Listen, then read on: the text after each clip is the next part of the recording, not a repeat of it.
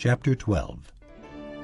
Therefore, since we are surrounded by such a great cloud of witnesses, let us throw off everything that hinders and the sin that so easily entangles, and let us run with perseverance the race marked out for us. Let us fix our eyes on Jesus, the author and perfecter of our faith, who for the joy set before him endured the cross, scorning its shame, and sat down at the right hand of the throne of God. Consider him who endured such opposition from sinful men, so that you will not grow weary and lose heart. In your struggle against sin, you have not yet resisted to the point of shedding your blood, and you have forgotten that word of encouragement that addresses you as sons. My son, do not make light of the Lord's discipline, and do not lose heart when he rebukes you, because the Lord disciplines those he loves, and he punishes everyone he accepts as a son. Endure hardship as discipline. God is treating you as sons. For what son is not disciplined by his father?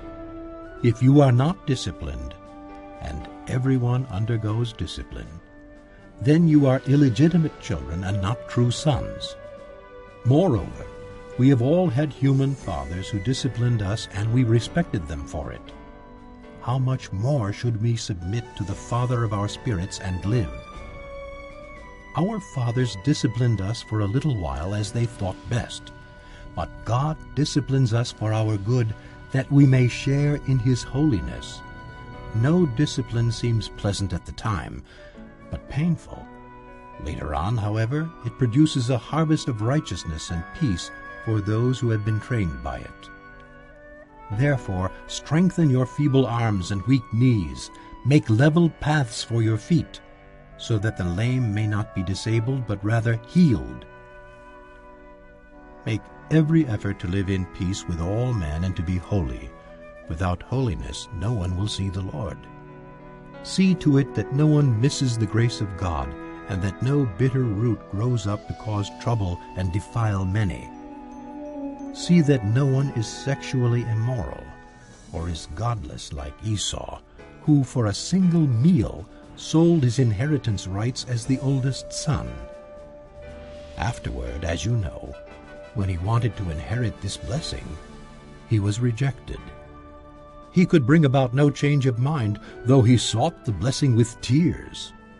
You have not come to a mountain that can be touched and that is burning with fire, to darkness, gloom, and storm, to a trumpet blast, or to such a voice speaking words that those who heard it begged that no further word be spoken to them, because they could not bear what was commanded.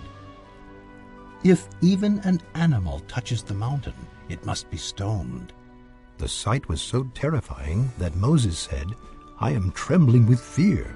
But you have come to Mount Zion, to the heavenly Jerusalem, the city of the living God. You have come to thousands upon thousands of angels in joyful assembly, to the church of the firstborn, whose names are written in heaven. You have come to God, the judge of all men, to the spirits of righteous men made perfect, to Jesus, the mediator of a new covenant, and to the sprinkled blood that speaks a better word than the blood of Abel. See to it that you do not refuse him who speaks.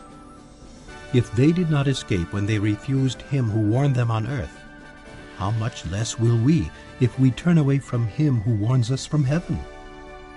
At that time his voice shook the earth, but now he has promised, once more I will shake not only the earth but also the heavens. The words once more indicate the removing of what can be shaken, that is, created things, so that what cannot be shaken may remain. Therefore, since we are receiving a kingdom that cannot be shaken, let us be thankful, and so worship God acceptably with reverence and awe. For our God is a consuming fire.